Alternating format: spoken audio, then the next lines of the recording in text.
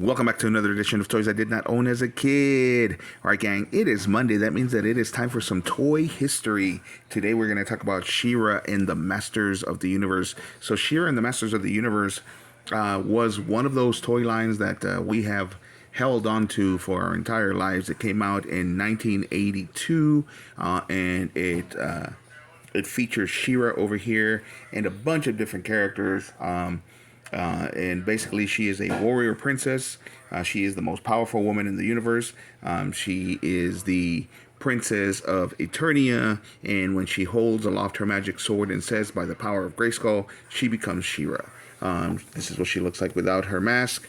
So she is Princess Adora, and basically, when her adventures start, she used to come with little mini comic books. This is how they got the lore going. It was little mini comic books, and back in 1982, Mattel did that. But these toys were geared towards 5-year-olds, so they went ahead and made a deal with Filmation, and because of some laws got changed, and so we were suddenly able to have 30-minute commercials for children. Filmation made a cartoon called She-Ra and the Masters of the Universe. The main bad guy was, of course, Skeletor, and he was always trying to get the Sword of Power away from her, and take over Castle Grayskull so that he could get the secrets of Grayskull and take over Eternia. So the show went on for I want to say it went on until 1986. So it started in 1983, went on until 1986. The comics were a little bit different. They had her actually be the general sort of a village of barbarians, and she travels to Grayskull because she's being attacked by Skeletor. Her village is being attacked by Skeletor, and then on the way she meets the sorceress. Where do I have the sorceress? On the way she meets the sorceress. This is the way that she looked. This is the way that she looked in the cartoon. Originally, in the little mini comics, she did not look that way, but on the way she meets the sorceress, or they called her actually the goddess of Eternia, and she gives her her weapons, which give her super strength. She is still a badass warrior before she gets the super strength, but she gives her the weapons. That's the way that it works in the comic. Later on, of course, they rebrand her and they name her the sorceress. And they gave her this look for the cartoon. So anyway, so she and she fights Skeletor, and the differences, of course, is that Skeletor in the comics is actually an interdimensional being. He is not from Eternia, and he is trying to get the secrets of Grayskull so that he can bring the rest of his army into Eternia so he can take over the planet. Eternia is, of course, the center of the universe, and that's where all magic comes from. So if they take over the magic from Eternia, then they have all the magic in the entire universe. But that was different in the Filmation cartoon. In the Filmation cartoon, She-Ra is actually Princess Adora. She is the princess of Eternia, and King Randor, and I always forget her mother's name. I want to say Marlena. And so originally, both of them, nobody said anything about any of them being from Earth, but when they did the Christmas episode, they made her mother from Earth, so She-Ra is supposed to be half human and half Eternian. But I keep digressing. So this is all common knowledge. Anyway, so in the Filmation version, Skeletor back there is actually an ancient being that's been trying to take over Eternia since pretty much the inception of the planet. So he is actually a creature that has been there and has been magically staying alive the entire time. Because of the magic of the dark magic, but he wants the secrets of Eternia so he can take over the entire universe. And so we got introduced to lots of characters. We have Triclops up there, and I know you see Hordak. I have Hordak in the back here. I'm getting to that. So we got introduced to lots of characters, all, of course, in order to sell more toys. It was Skeletor's minions, and then She-Ra had companions as well, like this one right here. She was Many Faces, and she actually can turn. She has two different faces. I don't know why they called her Many Faces, but she has two different faces, and so she's able to fool the bad guys. There's her good face, her good guy face, and then her bad guy face is the one that I had on before. So she's supposed to be a spy for Shira, for the good guys, for the Royal Guard. And then of course we had Catra. Catra actually was an interesting character because she went back and forth. She was Shira's friend, best friend as a matter of fact, but then ends up betraying her in order to join Skeletor, because she was Eternia's greatest warrior, and wasn't given her her props.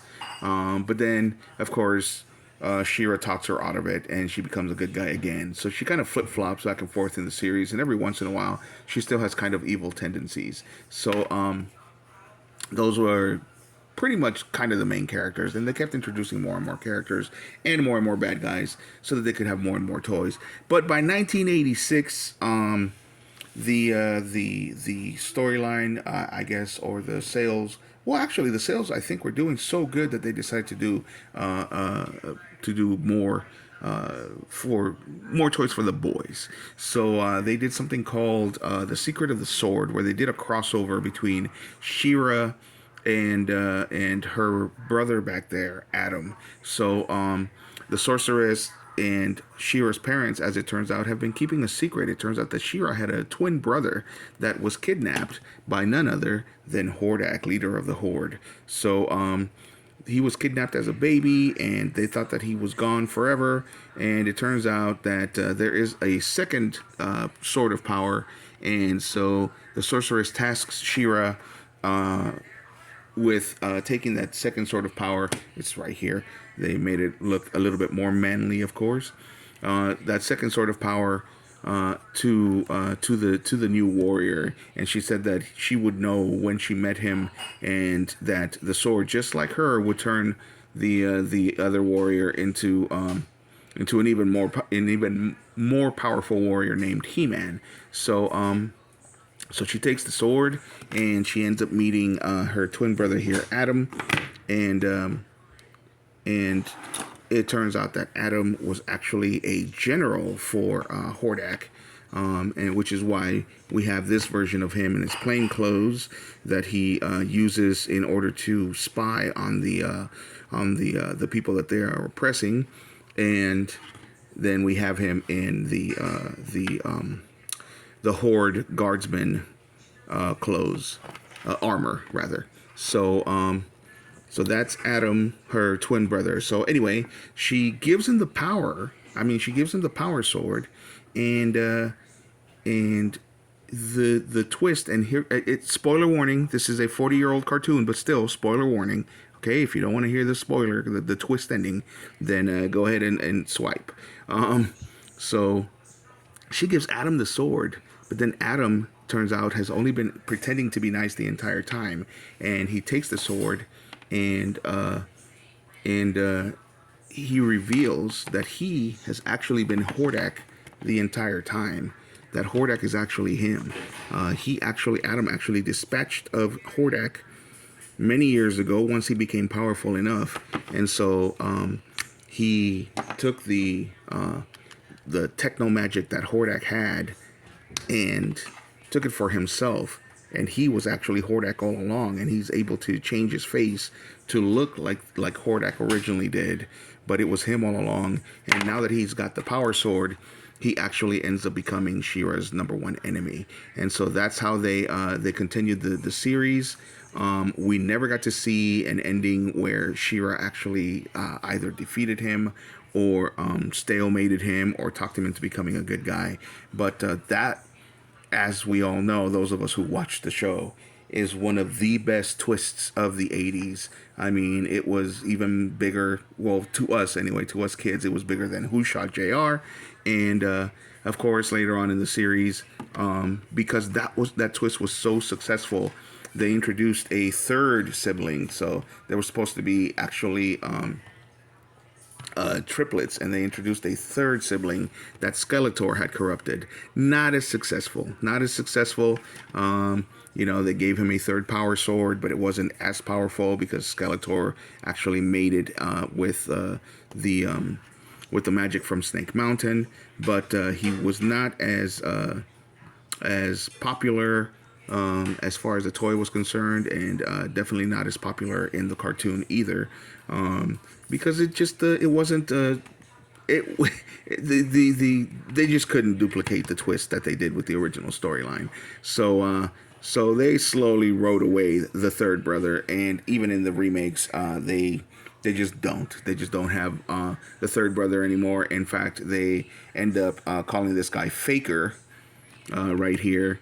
They call him Faker, and he ends up being a machine that Skeletor actually builds in order to try to fight He-Man. Sorry, to fight